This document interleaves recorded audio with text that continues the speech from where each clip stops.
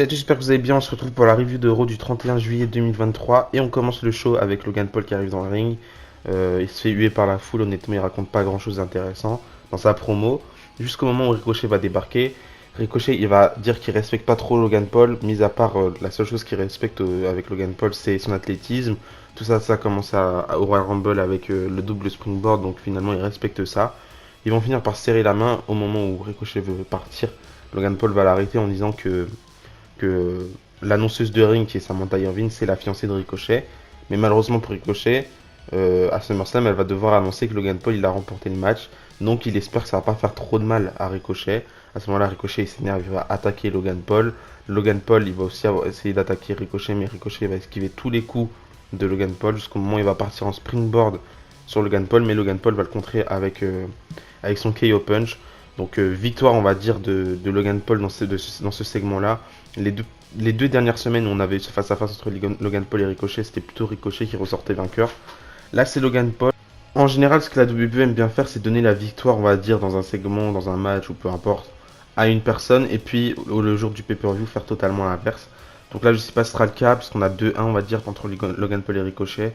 Ricochet qui ressort deux fois vainqueur et Logan Paul qui ressort vainqueur le jour avant, enfin la semaine avant SummerSlam. On verra bien. Moi, personnellement, j'espère une victoire de Ricochet parce que je trouve qu'il le mérite plus que Logan Paul. Du moins, Logan Paul, comme il n'est pas souvent présent, je pense qu'il n'a pas besoin non plus d'avoir un momentum de fou. Alors que Ricochet, lui, forcément, il en a plus besoin. Même si je sais que tout le monde va dire Ricochet, il n'a pas de charisme. Ricochet, il pourra pas aller plus haut qu'il a déjà été. Enfin bref, pour moi, Ricochet, faut encore lui laisser une chance. Ensuite, on a eu Matt Riddle contre Ludwig Kaiser, donc rematch d'il y a quelques semaines où Ludwig Kaiser va remporter le match clean face à Matt Riddle. C'est un petit peu triste pour Matt Riddle, mais à la fois, c'est très bien pour Ludwig Kaiser qui remporte ce match-là. Ils auraient peut-être pu mettre Giovanni Vinci à la place de Ludwig Kaiser, comme ça on n'a pas forcément un rematch si vous voulez continuer dans cette lancée des matchs avec Matt Riddle. En plus, Giovanni Vinci, c'est un super bon catcheur dans le ring, donc j'aurais bien apprécié de le voir face à Matt Riddle. Mais du coup, victoire de Ludwig Kaiser qui remporte le match clean avec un finish que j'ai bien apprécié en vrai. Donc victoire de Ludwig Kaiser. Je sais qu'en ce moment, Imperium, ils perdent souvent en, en live event face à LWO, face à Alpha Academy, face à je sais plus trop qui, mais ils perdent souvent en live event quand ils sont en équipe. Donc là, individuellement, ça leur fait des victoires et ça fait plaisir en tout cas pour Ludwig Kaiser. J'ai l'impression qu'il monte un petit peu plus dans l'estime des officiers de la WWE depuis que je dirais depuis que Gunther il avait dit en interview qu'il aimerait bien voir un petit peu plus Ludwig Kaiser présent. Donc là, ça fait plaisir. Ils écoutent un petit peu ce qui se dit et en tout cas, je suis super content pour Ludwig Kaiser. Il le mérite amplement. Ensuite, le Judgment Day vont arriver dans le ring pour faire une promo. C'est un petit peu pareil, les promos de Judgment Day, on ressort rarement avec un truc méga intéressant de leur promo, surtout dans les segments qui se passent juste après, dans les attaques ou peu importe, ou dans les matchs plus tard dans la soirée, où là il y a vraiment des choses intéressantes. Mais en général, je trouve que dans les promos de Judgment Day, c'est jamais la folie, jamais tu te dis, ouais, il a dû un truc de fou à ce moment-là. Même s'il y a parfois des trucs intéressants qui ressortent de leurs promos, surtout Finn Balor qui s'améliore énormément en promo, je trouve, et qui va dire des trucs intéressants, du moins des trucs qui moi vont me plaire puisqu'il va parler de l'époque avec ses Rollins, etc., de ce qui s'est passé. Il va faire des petits clins d'œil que j'apprécie énormément, ce genre de clin d'œil que peut pas trop faire Rhea Ripley, Damien Priest ou encore moins de Mick puisque là ils sont là depuis un petit peu moins longtemps que Finn Balor, même si Rhea Ripley ça a pu marcher aux alentours du Royal Rumble où elle parlait d'il y a 3 ans avec Charlotte Flair. Enfin bref, c'est pas le sujet. On va terminer la promo avec Rhea Ripley qui va attaquer, on va dire un petit peu Raquel Rodriguez en faisant sa promo. Donc Raquel Rodriguez va faire son entrée et là elles vont s'attaquer. Je pense que ça va partir en match pour SummerSlam. Ils ont changé plusieurs plans et pour avoir ce match-là en particulier. Donc pourquoi pas, au moins Rhea Ripley va pouvoir défendre son titre. On va voir comment ça va se passer. Et j'espère juste un gros match entre les deux parce qu'à l'époque de NXT c'était vraiment un match qu'on attendait tous. Finalement le match il avait un petit peu déçu. Je crois que c'était à Halloween Havoc, un truc dans le genre. Donc là rematch, pourquoi pas. On va voir ce que ça va pouvoir on va voir ce que ça va pouvoir donner ce match entre Raquel Rodriguez et Rhea Ripley. J'attends d'être surpris. Je crois qu'après le match, ils ont teasé une blessure pour Raquel, mais après Adam Pearce il a rendu clear, enfin il a donné le feu vert à Raquel pour avoir son match de championnat contre Rhea Ripley.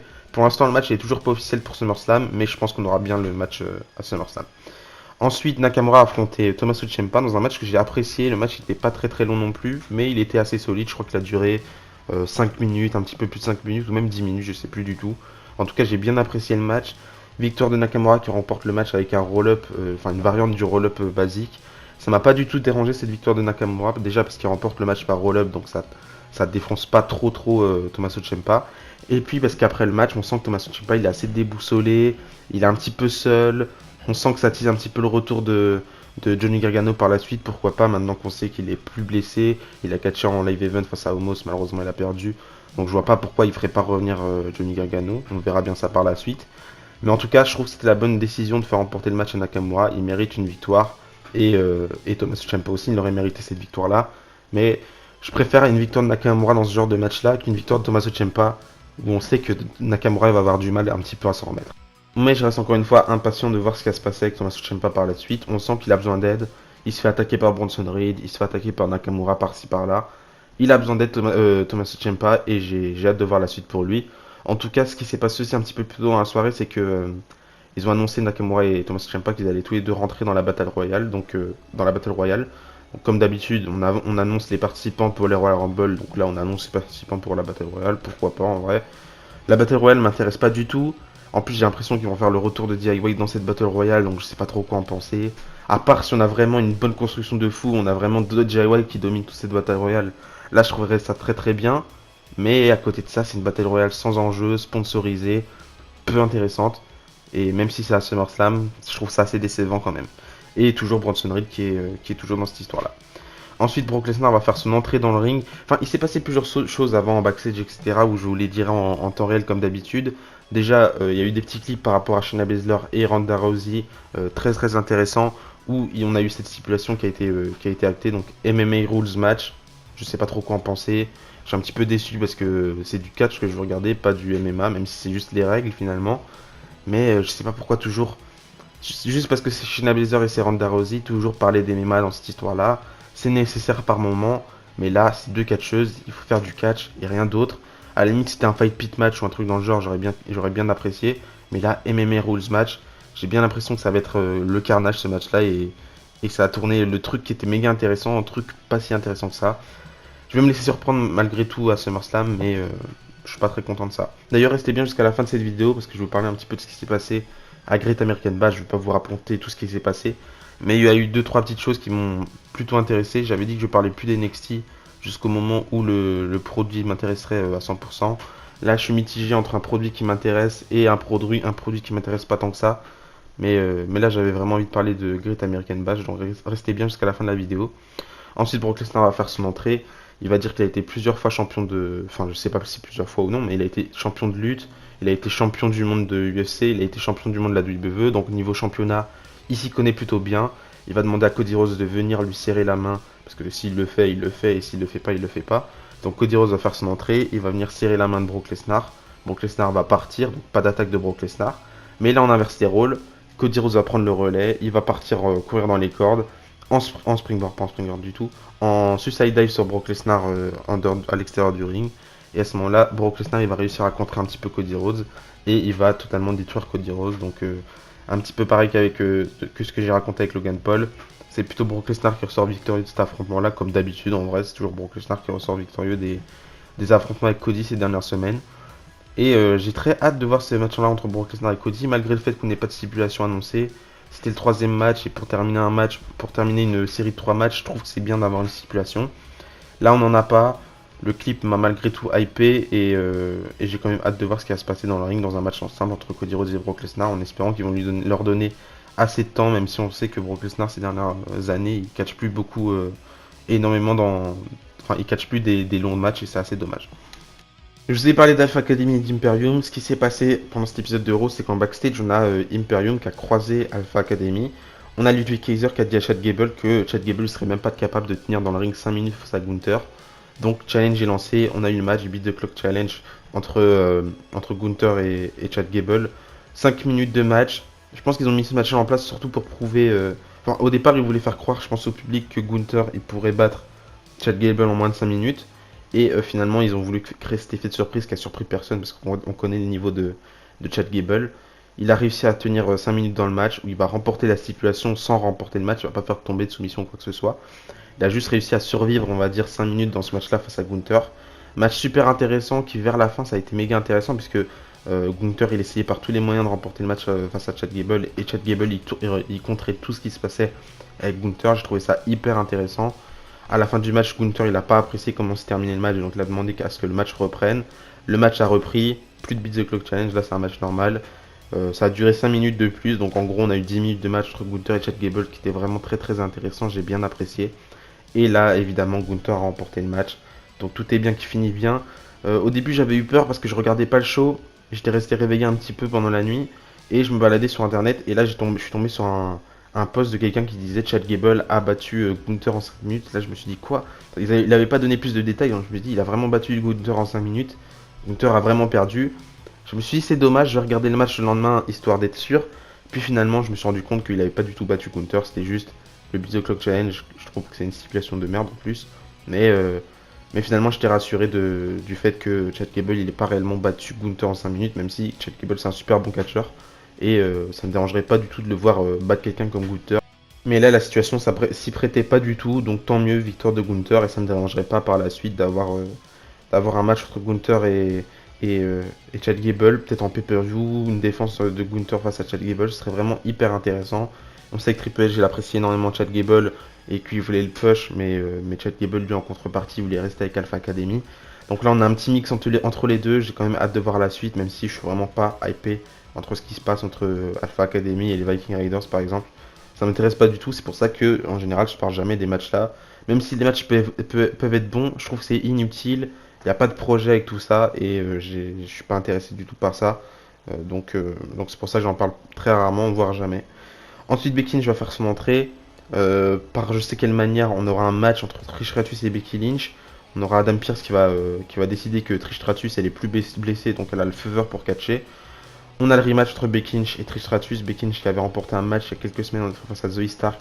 Si elle remportait le match, elle aurait le droit à un rematch face à Trish Stratus. Donc là, c'est fait. Rematch, sauf que le match va durer moins de 5 secondes si je dis pas de bêtises. On aura Zoe Stark qui va attaquer Becky Lynch. Donc victoire de Becky Lynch par disqualification. Et là, Becky Lynch, elle est très très énervée puisqu'elle voulait absolument prendre sa revanche sur Trish Stratus. Malheureusement, elle n'a pas pu le faire. Et, euh, malheureusement aussi, le match a été délocalisé de SummerSlam. C'était un programme qu'ils avaient construit depuis des semaines et des semaines et des semaines. On entendait partout dans les dirt sheets. Ils disaient le programme pour SummerSlam, le gros programme, Trish Stratus contre Becky Lynch, ils veulent construire ça, enfin bref, etc. etc. Pour que finalement, rien du tout, ce match-là n'aura pas lieu à SummerSlam. On aura bien un rematch entre Becky Lynch et Trish Stratus, mais dans 2 semaines, si je dis pas de bêtises, à Winnipeg au Canada. Donc tant mieux pour Trish Stratus qui est canadienne. Mais en contrepartie, c'est dommage pour Becky Lynch qui méritait d'avoir son match à SummerSlam malgré tout. Je sais pas trop quoi en penser parce que déjà la rivalité m'intéresse très très peu, donc tant mieux si on n'a pas le match à SummerSlam. J'ai pas envie non plus de regarder ce match-là et ça m'intéresse très très peu. Mais à la fois, c'est quand même très inquiétant le fait de déplacer un match comme ça qui a été construit depuis des semaines. Euh, Ça prouve un petit peu que la WWE peuvent changer de discours de semaine en semaine et c'est assez inquiétant, je trouve. Et pour terminer le show, tag team match habituel. En ce moment, on termine souvent les épisodes de Raw avec un tag team match avec Judgment Day et en général Kevin Owens, Sami Zayn ou Seth Rollins de l'autre côté. Là, c'était Sami Zayn et Seth Rollins qui ont affronté Dominic Mysterio et Damian Priest. Heureusement, Finn Balor n'était pas dans ce match-là. C'est ce genre de construction à la Vince McMahon, hein. On a deux champions qui sont dans le même match, mais avec des partenaires. C'est la construction à la Vince McMahon, mais là, tant mieux, Finn Balor n'était pas dans ce match-là. Il était plutôt aux abords du ring avec Rhea Ripley qui m'a énervé pendant Great American Bash, mais j'en parlerai un petit peu juste après. Le match était plutôt sympa à part ça. Je pense qu'il a pas duré très très longtemps, peut-être 10 minutes, un truc dans le genre. Il doit quand même donner assez de temps pour Judgment Day qui était moins présent pendant cet épisode de Raw, je trouve, que pendant les Raw précédents où ils étaient vraiment là, chaque segment backstage, chaque promo, enfin bref, ils étaient présents tout le temps. Mais le match là, il était sympa. À la fin du match, on a Adam Priest qui veut cash in, parce que lorsque l'arbitre a un petit peu le dos tourné, on va dire, Finn Balor il va traîner à donner la mallette à Damian Priest. Donc là, ça rajoute des petites choses dans l'histoire entre Damian Priest et Finn Balor et cette mallette. Finalement, il va finir par donner la mallette à Damian Priest, mais Seth Rollins va réussir à s'en sortir. Ensuite, Sami Zayn va mettre un elbow kick sur Dominic Mysterio, il me semble. Et puis finalement, le match va être remporté, donc victoire de Seth Rollins et Sami Zayn. Franchement, le match m'a plutôt plu et j'ai apprécié ce qui s'est passé. Malheureusement, c'est assez redondant, on tourne un petit peu en rond avec tout ce qui se passe dans les épisodes de Raw, c'est toujours un petit peu pareil. On a toujours cette histoire-là entre Judgment Day, Seth Rollins, etc. J'ai hâte d'être après SummerSlam pour en finir parce que là, c'est vraiment plus possible. Ça m'a quand même fait un petit peu de peine de ne pas voir Kevin Owens présent.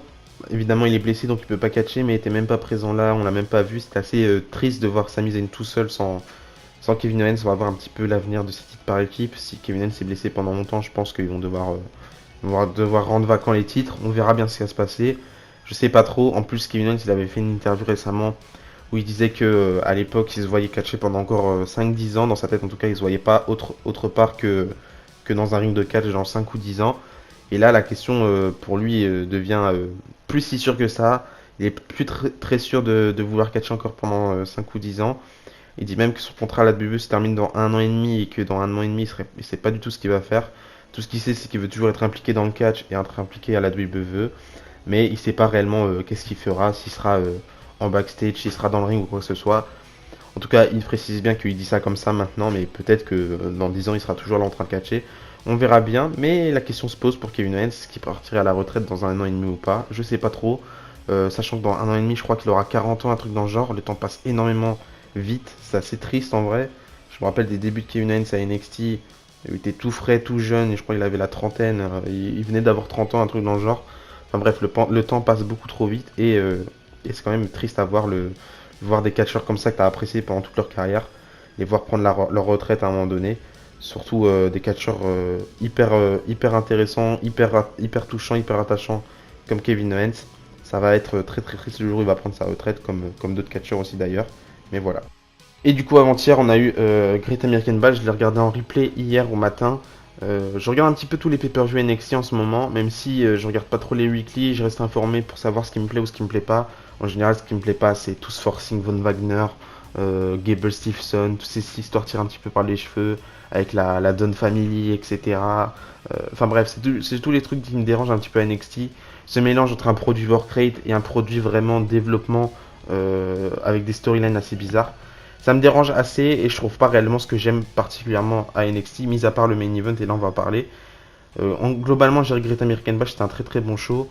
Je pense que les matchs juste avant le main event, c'était pas non plus la folie, c'était correct mais sans plus, mais le main event c'était vraiment quelque chose de fou. Si vous l'avez pas vu, je vous conseille d'aller le voir. Ce Carmelo contre Ilya Dragunov, ça m'a donné énormément d'espoir. Je sais pas pourquoi j'ai l'impression que ce match-là, il était légendaire et que ça va marquer un petit peu quelque chose d'intéressant à la WWE. Je sais pas si réellement ça a changé quelque chose, mais en tout cas, j'ai vu une forme d'espoir dans ce match-là, je sais pas pourquoi. Le match était légendaire, on a eu des moves parfaits entre Carmelo Hayes et Ilya Dragunov, on avait une alchimie parfaite entre les deux, j'espère qu'on aura un rematch entre les deux.